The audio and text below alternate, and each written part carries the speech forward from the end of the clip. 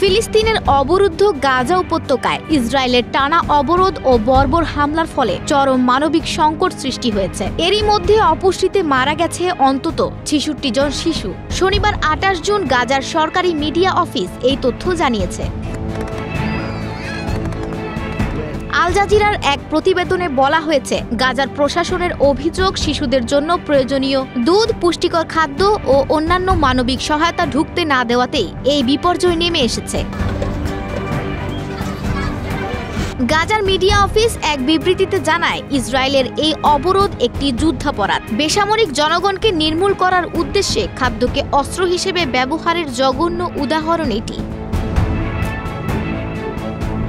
একই দিনে ইসরায়েলি বাহিনী গাজার বিভিন্ন অঞ্চলে ব্যাপক বিমান হামলা চালায়। রাফা, খান ইউনিস, দেইর আল বালাহ এবং তুফা সহ বিভিন্ন এলাকায় এসব হামলায় নিহত হয়েছে অন্তত ৬০ জন, যাদের বেশিরভাগই নারী ও শিশু।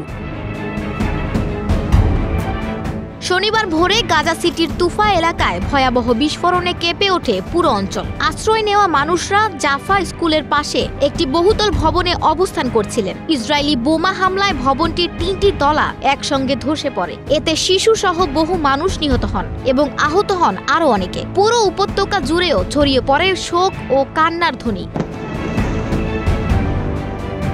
এছাড়া ফিলিস্তিন স্টেডিয়ামের পাশে এক আশ্রয় কেন্দ্রে আরেকটি বোমা হামলায় বহু হতাহতের ঘটনা ঘটে।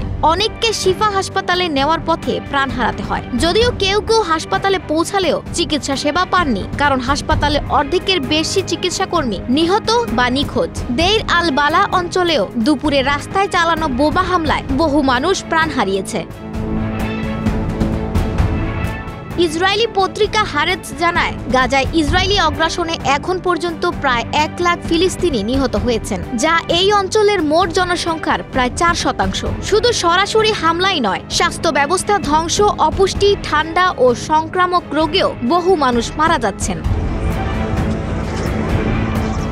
মানবিক সহায়তা এখনো প্রবেশ করছে খুবই সীমিত পরিসরে। বিশ্ব স্বাস্থ্য সংস্থা WHO ও রেড ক্রস জানায়, মার্চের পর এবারই প্রথম কিছু চিকিৎসা সামগ্রী গাজায় প্রবেশ করতে পেরেছে, তবে তা পর্যাপ্ত নয়।